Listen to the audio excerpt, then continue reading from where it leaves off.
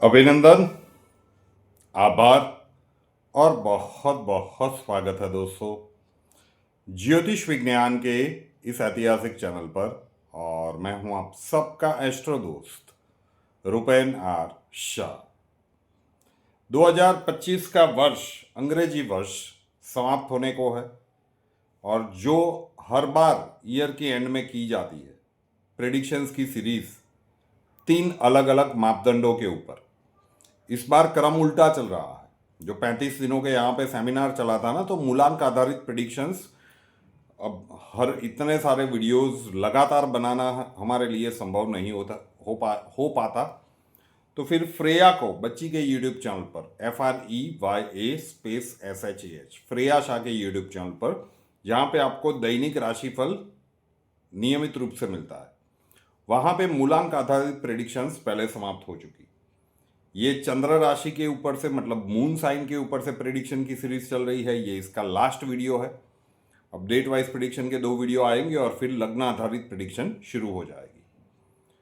तो ये यहाँ पे मिलेगा। मूलांक आधारित जो पूरा है उस प्लेलिस्ट का लिंक मैं नीचे डिस्क्रिप्शन में दे दूंगा, देख लीजिएगा। लेकिन फिर भी चंद्र राशि मतलब आपका मन, आप परिवार 6,45,000 का है। बहुत सारे लोगों को अलग अलग मापदंडों के ऊपर चाहिए। आपकी भावनाओं की पूरा सम्मान करते हुए इतनी सारी मेहनत की जा रही है। लेकिन लग्न मतलब आप खुद, आपकी आत्मा, आपका सोल। तो लग्न आधारित प्रेडिक्शंस को बहुत गंभीरता से लीजिए। चंद्र राशि के ऊपर भी इतनी ही मेहनत की गई है, ठीक है। तो जिनको लग्न समझ में नहीं आता, चंद्र राशि के ऊपर से ही देखना है, तो फिर ये आपके लिए है। और मूलांक आधारित तो आपको इजीली समझ में आ ही जाएगा। तो मूलांक आधारित प्रेडिक्शन का जो लिंक है वो मैं नीचे दे दूंगा। फ्रेया के यूट्यूब चैनल के साथ भी जुड़ जाइएगा और वहाँ पे हर राशि के लिए, अभी मेष राशि और वृषभ राशि का वीडियो आ गया है, बाकी के राशि के वीडियोस भी बच्ची वहाँ पे रख देंगी, क्योंकि आप लोगों की इतनी सारी डिमांड्स थी और इतने सारे वीडियो शूट करना हमारे लिए संभव नहीं था। तो फिर वहाँ पे उसे वो कार्य दिया जा रहा है and she is performing really well. तो मीन राशि वालों के लिए 2026 का वर्ष कैसा रहेगा?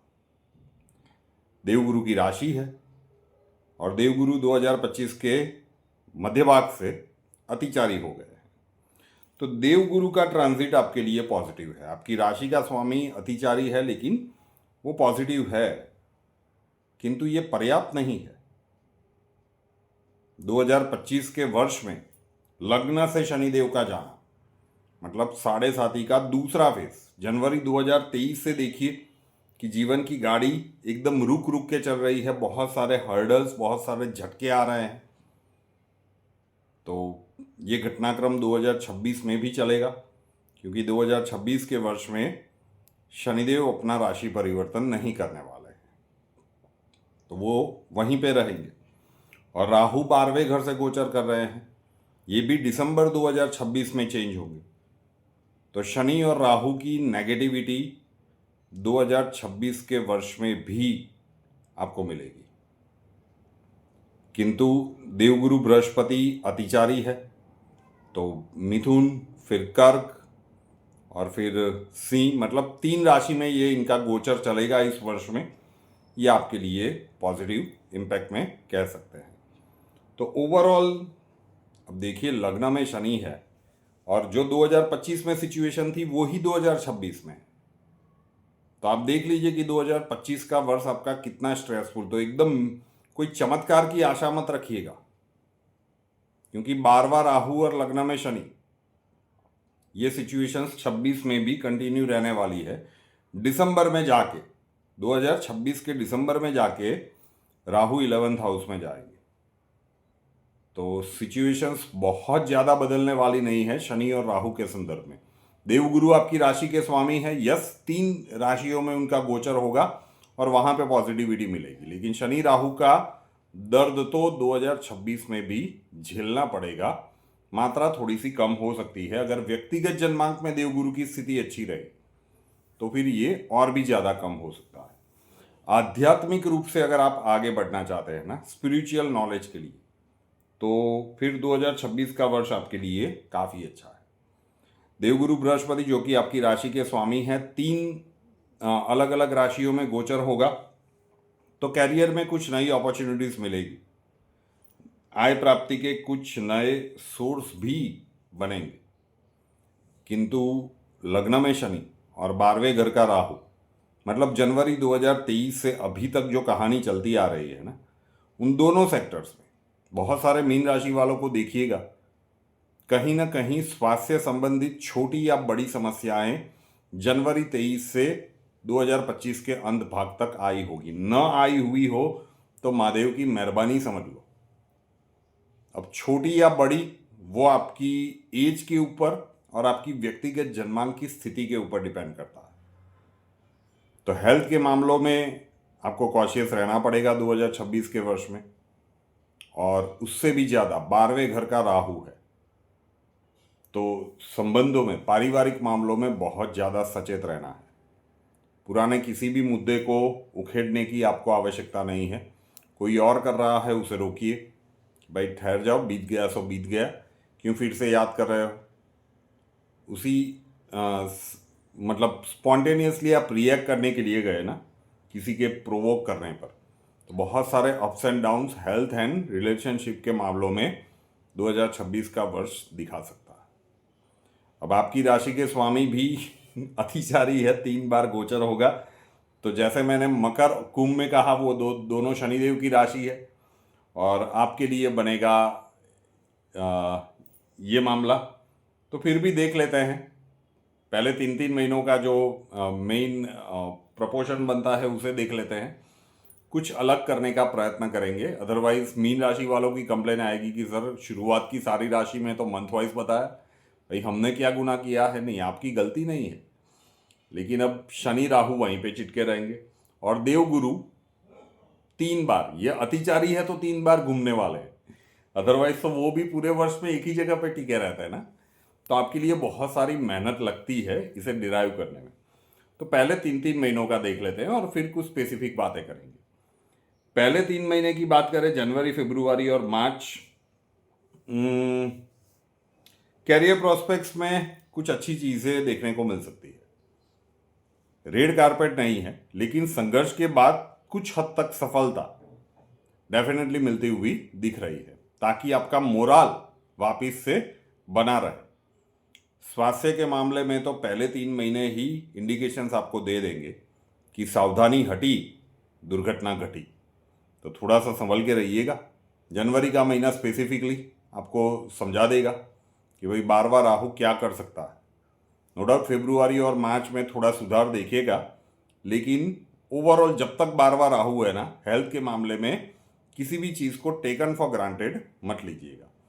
आय के नए स्रोत बनेंगे, लेकिन गलत जगह पे इन्वेस्टमेंट ना हो जाए, ध्यान रखना पड़ेगा। 12वां राहु है व्यय स्थान में, ठीक है। किसी को पैसे उधार मत दीजिएगा और अनावश्यक खर्चों के ऊपर कंट्रोल रखिएगा। तो कैरियर प्रोस्पेक्ट्स में अच्छा है, लेकिन हेल्थ के मामलों में आपको ध्यान रखना पड़ेगा।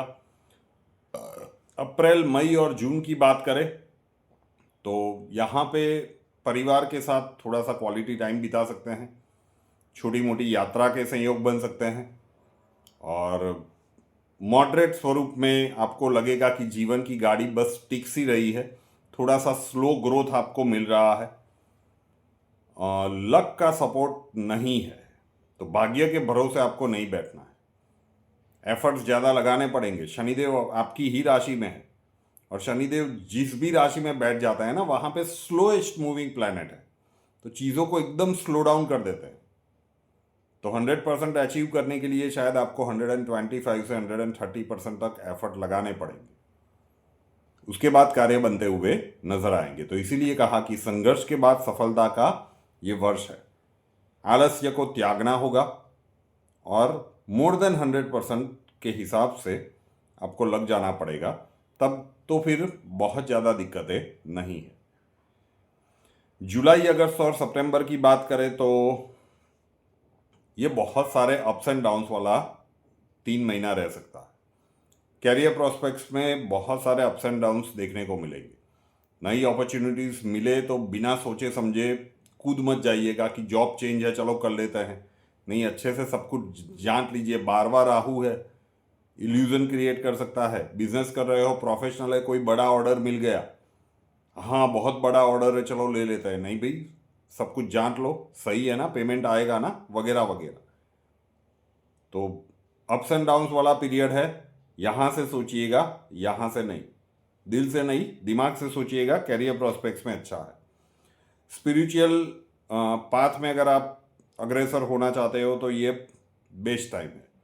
और पारिवारिक मामलों में भी ये समय अच्छा है। परिवार के जिन भी अपनों के साथ आपके संबंध खराब हुए हैं उसे सुधारने के लिए ये समय उत्तम दिख रहा है। और अक्टूबर, नवंबर और दिसंबर की बात करें तो स्वास्थ्य के ऊपर आपको विशेष सावधानी रखनी पड़ेगी। अगली दिवाली की बात होगी, ठीक है ना। और रिलेशनशिप के मामले में अच्छा है, कैरियर प्रोस्पेक्ट्स में अच्छा ही रहेगा, लेकिन हेल्थ सेक्टर में यहाँ पे थोड़ा सा डेंट दिख रहा है, तो उसका थोड़ा सा आपको ध्यान रखना होगा। ओवरऑल हम कह सकते हैं कि शनिदेव ये बहुत सारी चीज़ें, देखिए सिर्फ नेगेटिव बोलना, अब जो 2025 में है स्लो मूविंग प्लैनेट्स में शनि राहु उसी पोजीशन में रहेंगे, तो बहुत कुछ वहाँ पे तो बदलने वाला नहीं। 12वें राहु का इम्पैक्ट 26 में भी रहेगा, लग्न के शनि का इम्पैक्ट 26 में भी रहेगा जो 25 में था।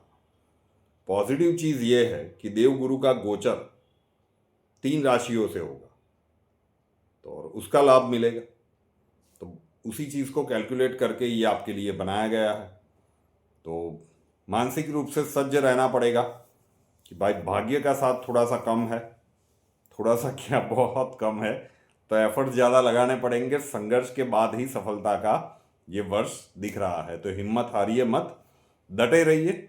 और दिसंबर आते आते राहु फिर 11th हाउस में आ जाएंगे, तो फिर उसके अगले वर्ष की जब हम बात करेंगे ना, तो राहु लाभ भाव में होंगे, देवगुरु फिर भी पॉजिटिव अवस्था में ही होंगे, तो फिर शनिदेव का ही एक मामला आपको सुलटाना होगा, तो चीज़ें काफ़ी हद तक मैनेज हो जाएगी, लेकिन वो 2027 में होगा, 26 में नहीं। तो ये था लेखा जोखा मीन राशि वालों के लिए 2026 का वर्ष कैसा रहेगा। वो मुलांक की सीरीज़ का वीडियो का प्लेलिस्ट का लिंक मैं नीचे डिस्क्रिप्शन में डाल रहा हूँ। फ्री आशा के यूट्यूब चैनल को सब्सक्राइब कर लीजिएगा। और इसका भी मैं चंद्र राशि का पूरा लिस्ट में नीचे रख रहा हूँ, दोनों प्लेलिस्ट डाल रहा हूँ, तो आप अपने हिसाब से देख लीजिए। रुपेनार शाह नाम के इस यूट्यूब चैनल को अभी तक सब्सक्राइब नहीं किया है तो कर लीजिए, साथ वाला बेल आइकॉन दबा दीजिए, और उसके बाद 3 ऑप्शंस आएंगे, ऑल के ऊपर क्लिक कर दीजिए ताकि हर नए वीडियो की नोटिफिकेशन आपको सबसे पहले मिलती रहे। कुंडली के प्रॉब्लम्स के लिए संपर्क करना चाहते हैं, स्वागत है आपका। व्हाट्सअप नंबर थंबनेल में दिया हुआ है। कॉल मत कीजिएगा, कॉल्स हम नहीं ले पाएंगे।